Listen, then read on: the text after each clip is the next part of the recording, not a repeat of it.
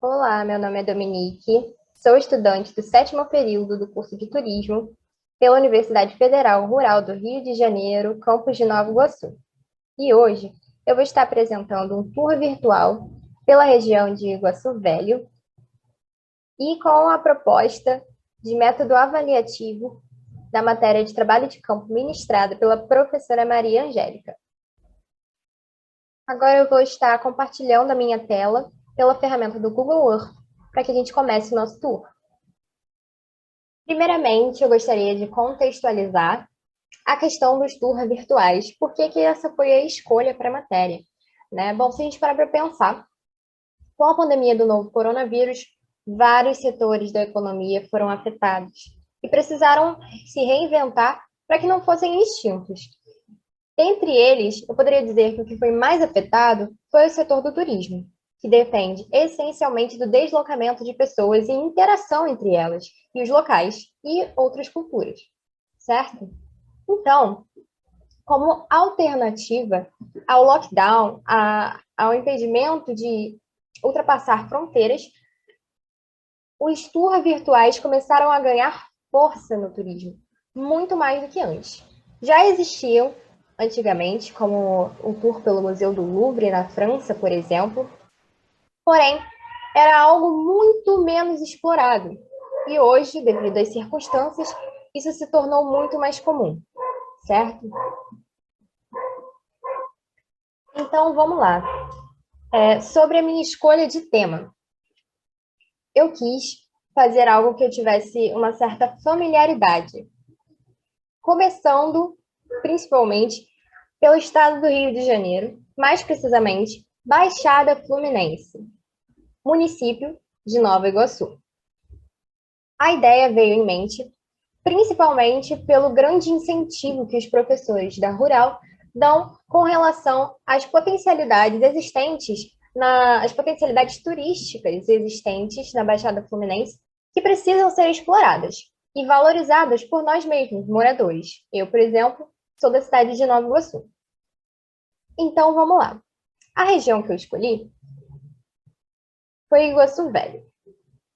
Fica entre os bairros de Vila de Cava e Tinguá. Eu sou moradora de Vila de Cava. Aqui a gente pode ver uma proximidade, né, com o território de Iguaçu Velho. E eu sempre tive contato com essa região, porém nunca me aprofundei. Sabia de algumas histórias, conhecia alguns monumentos e, através desse tour, eu também consegui descobrir algumas coisas que eu vou contar agora, fazendo uma breve contextualização dessa região e por que também eu escolhi ela. Vamos lá. Bom, para quem não sabe, Iguaçu Velho foi a primeira sede do município de Nova Iguaçu, lá no século XVIII, tá? Só que isso teve toda uma história por trás.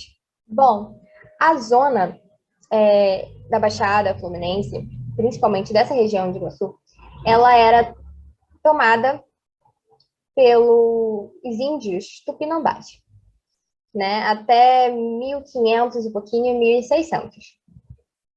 Então, a partir do momento que se juntaram contra os franceses, Portugal entrou em ação e começou a colonizar o Rio, certo? Na época, o escoamento de produtos, principalmente de Minas Gerais, quando houve a exploração do ouro, né? Quando se iniciou a exploração do ouro lá, o transporte era feito da seguinte forma: ele ia até Paraty por via terrestre, depois seguia de Paraty até a cidade do Rio por via marítima e depois partia finalmente para Portugal. Entretanto, nesse trajeto estavam tendo ações de saqueamentos de corsários, piratas, então precisou ser pensado uma alternativa de um outro caminho que tornasse esse escoamento do ouro mais seguro. E foi aí que Iguaçu Velho começou a entrar na história. Nessa altura, os portugueses colonizadores já se estabeleciam em algumas regiões próximas aos rios, nessa região de Iguaçu, principalmente as margens do rio Iguaçu. E foi então que eles tiveram uma ideia para que conseguisse fazer esse escoamento de uma forma mais interna, que fosse cercado por terras e não tivesse tanta, não sofresse tanto impacto com os ataques. Foi então que Garcia Rodrigues Paz Leme ligou Paraíba do Sul a Pilar do Iguaçu. Essa ligação ficou conhecida como Caminho do Pilar, ou mais comumente conhecida como Caminho Novo das Minas Gerais, e o antigo ficou conhecido como Caminho Velho, que passava por Paraty. Isso me lembra o nosso primeiro ponto aqui no nosso tour, que é o Porto de Iguaçu.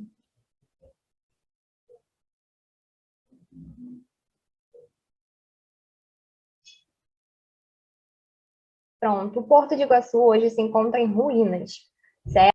O Rio Iguaçu desaguava na Baía de Guanabara. Então, eles conseguiam fazer todo o escoamento através desse rio, ficando livre dos corsários e piratas. Agora a gente dá uma pausa na história para falar um pouquinho desse ponto, tá? Muito interessante é que hoje em dia só sobrou isso do porto e ele fica numa propriedade privada de um fazendeiro. Esse fazendeiro, ele se coloca à disposição para receber visitas e contar a história do local. Vou abrir aqui as imagens do porto para que vocês possam dar uma olhada. É possível ver ainda como se fosse o cais, né, as escadas para descer. E o Rio Iguaçu é conhecido por ser estreito e raso. Aqui a gente viu que sobrou um volume de água bem pequeno. Aqui é uma foto de outro ângulo, um pouco mais antiga. Virou praticamente um córrego, né? Hoje ali, aqui, deixa eu voltar, aqui no fundo a gente consegue ver a casa, a fazenda, né, hoje em dia, do proprietário.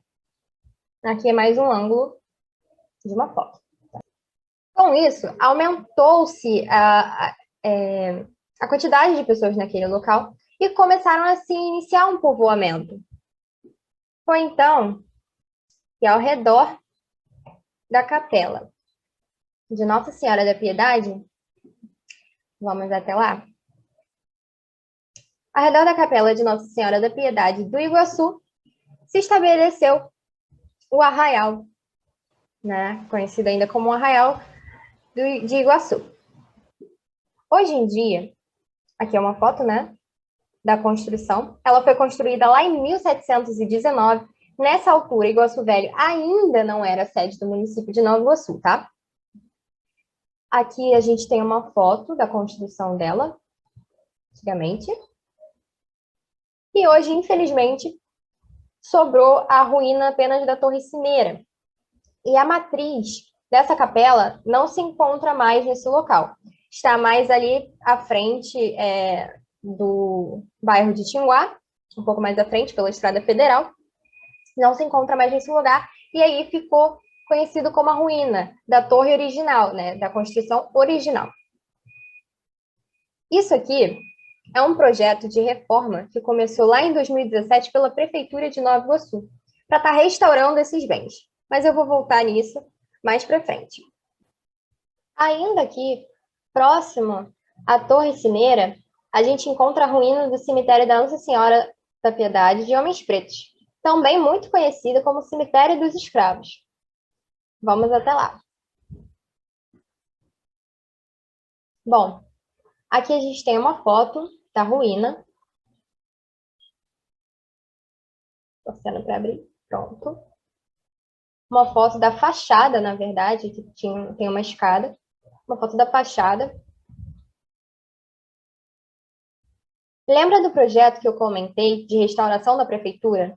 Então, no ano de 2020, eles inauguraram a fachada, tá? Completamente reformulada de acordo com a construção original. Eu vou passar por um outro ponto que vocês vão conseguir ver essa construção. Peguei essa foto aqui também de demonstração de como era um dos túmulos, tá bom? Da onde foram enterrados. Hoje em dia, esse local é muito utilizado para cultos, né, de religiões de matriz africana, principalmente deixando oferendas aqui. Vocês já devem ter reparado que tem aqui 2 pontos de cemitério, Cemitério Freguesia da Piedade do Iguaçu e as ruínas.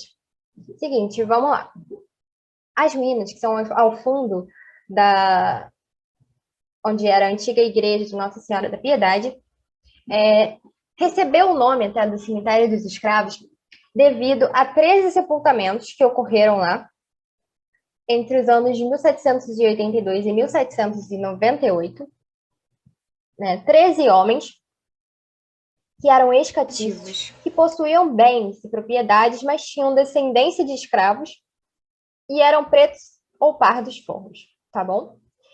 Desde então, esse terreno não passou a ser mais utilizado para nenhum tipo de sepultamento. Entretanto, o outro terreno, que é maior, dá para ver até aqui pelo satélite, ele é utilizado até hoje por descendentes de escravos e moradores da região que desejam ser enterrados por lá.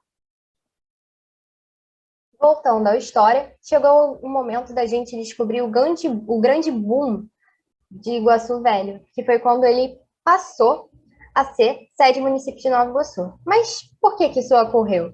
Então, com o passar do tempo, também foi se criando a necessidade de criar um novo caminho que facilitasse mais ainda o escoamento do ouro, principalmente ali também do Vale do Café. Foi então que em 1822 foi criada a Estrada Real do Comércio, que foi a primeira estrada de comércio pavimentada no Brasil. Ela foi feita pelo tio-avô do Oscar Niemeyer, o coronel Conrado Jacob de Niemeyer.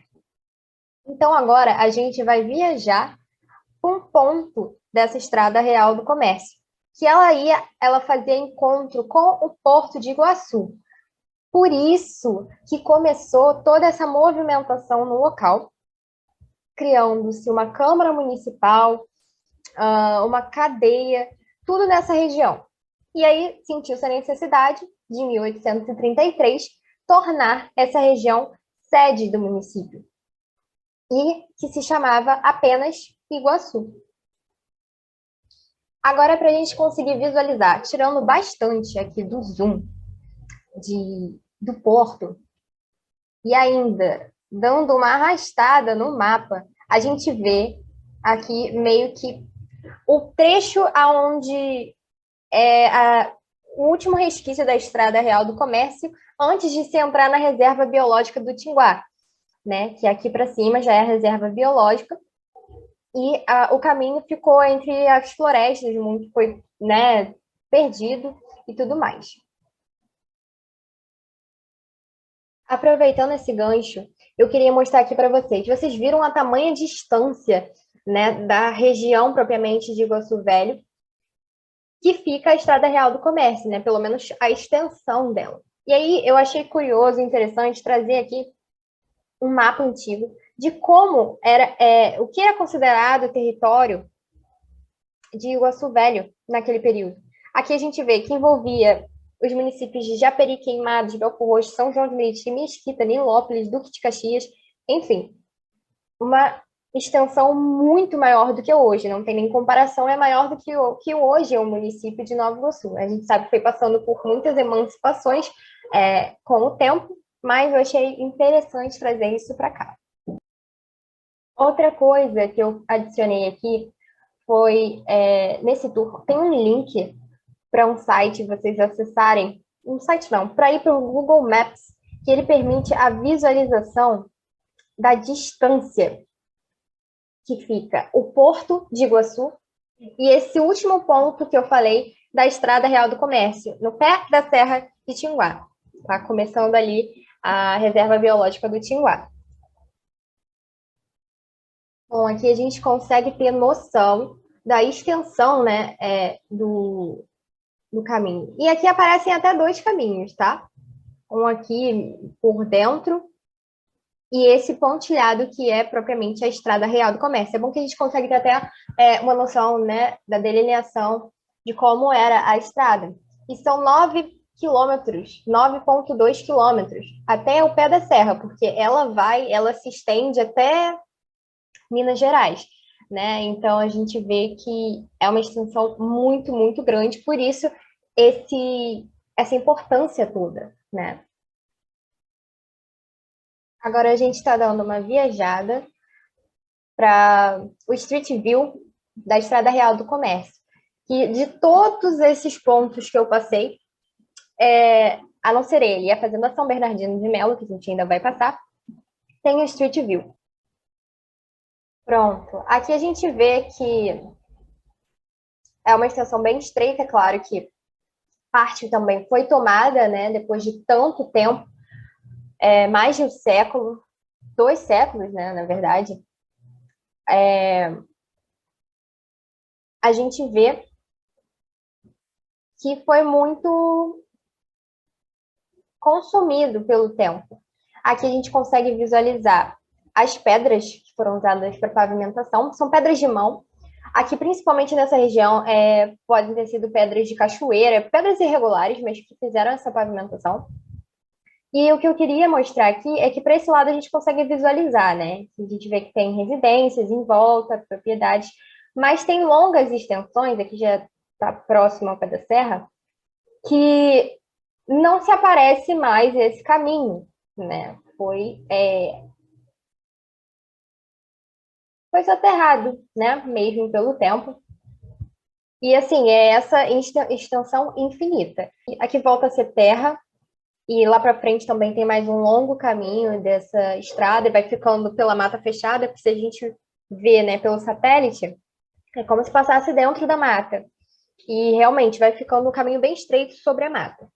Por último, mas não menos importante, pelo contrário, eu diria que de todos esses atrativos, esse é o meu favorito. Temos a Fazenda São Bernardino de Melo, popularmente conhecida como Fazenda Velha, ou, para os mais íntimos ainda, Casarão.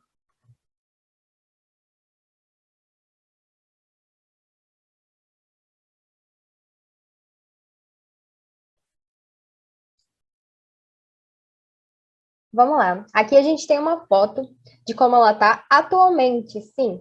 Essas são as ruínas atuais. O projeto de restauração da prefeitura engloba, sim, a Fazenda Velha. Só que ela ainda não foi restaurada. Ela está em projeto, até porque ela é uma estrutura bem maior e mais complexa do que, por exemplo, a fachada do cemitério e a capela, né, a torre cineira. Então, vamos lá. Deixa eu carregar aqui o Street View para a gente poder ver mais ou menos aonde ela se localiza, porque, na verdade, ela, de todos esses elementos, ela é a de acesso mais fácil, porque ela fica na beira da Estrada Federal de Tinguá. Pronto. Aqui tem uma visão da rua, que é a Estrada Federal de Tinguá. Tem até uma placa aqui, né, em marrom, placa turística, inclusive. Aqui tem um banner da prefeitura, inclusive, que ela pertence à prefeitura, né? O terreno foi comprado para fazer a revitalização dela. Então, vamos lá. Ela foi construída em 1875 por Bernardino José de Souza Melo e tem um conjunto arquitetônico composto por Casa Grande, essa parte aqui, senzala e o engenho, que pode ser aqui na frente ou mais ao fundo, né? Mas aqui são as senzalas. E foi tombada em 1951 como patrimônio histórico pelo Instituto do Patrimônio Histórico e Artístico Nacional, o IFAM. E por que que esse é o meu favorito? Bom, pelo fácil acesso, eu já visitei. Esse é um lugar em que muitas escolas da região visitam para contar a história, né? E vamos lá. Mas voltando a toda aquela história da sede e tudo mais, para contextualizar e fechar isso, o ponto principal para a sede foi quando teve a Estrada Real do Comércio, certo? Beleza. E aí teve a construção da fazenda. Nessa fazenda, a gente tinha o cultivo, principalmente de aguardente, farinha e açúcar, tá? Cana-de-açúcar. Depois disso, foi se criando a ideia das ferrovias e os caminhos, as estradas de ferro. Inclusive, essa parte aqui da frente, tá? Do casarão, passava uma linha, né? Tinha uma parada de trem exatamente aqui, aonde eles escoavam a produção feita na fazenda. E com isso, até o caminho da Estrada Real do Comércio foi sendo menos utilizado. A estrada de ferro passava pela Machão-Bomba, que hoje é onde se localiza o centro mesmo de Nova Iguaçu, do atual centro de Nova Iguaçu, e foi nesse momento que Iguaçu Velho deixou de ser sede, que ainda era Iguaçu, passou para Machão-Bomba, né? Veio toda aquela história do cultivo, das laranjas e tudo mais, até que se tornou a nova Iguaçu. Como eu havia comentado, para se ter uma nova Iguaçu é porque existia uma velha. E essa é a história de Iguaçu Velho. Foi aí, então, que esse local se tornou essa região com tanta carga histórica. Mas agora, focando um pouquinho na fazenda, eu queria mostrar, né, essas fotos, inclusive essa foto que eu tenho aqui, que eu vou clicar, fui eu que tirei. Um dia eu estava caminhando pela estrada de Jinguá, tirei essa foto. Nas próximas fotos aqui temos eu também. Você entra... Deixa eu ver se eu consigo mostrar. Fechando aqui. Você entra... Aqui tem uma entradinha. Tem tanto aqui nesse portão. Você entra por aqui, sobe essa escada, que é aquela foto que a gente consegue ver. Como você também pode entrar aqui pelo outro lado, que ele tem tipo uma rampinha que você consegue subir por esse lado aqui, né, pelo morro mesmo, e não sobe pela escada. Voltando aqui, tem essa fotinha, deu em frente ao engenho. Engenho não, perdão. A senzala. E aqui eu sentada bem em frente às ruínas. Hoje em dia a gente vê muito de pichação. Esse local é usado para gravação de clipes, ensaios fotográficos, muito de casamento, 15 anos. Esse local é muito utilizado para esse tipo de coisa. Realmente virou uma referência, tá? E ele está, sim, no projeto de restauração da Prefeitura de Nova Iguaçu.